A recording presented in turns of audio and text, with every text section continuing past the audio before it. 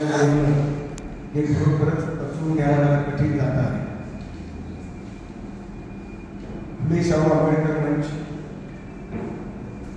या संस्थेतर्फे पुणे विद्यापीठात ज्ञानेश्वर सभागृहात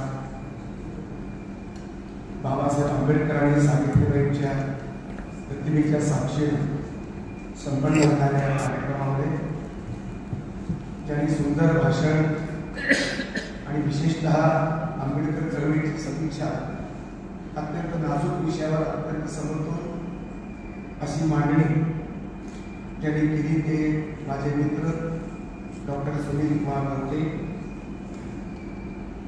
ज्यांना हा पुरस्कार मिळाला. ते बोर्डचे सुपुत्र आणि आता कार्यकर्ता राहिलेले नाही.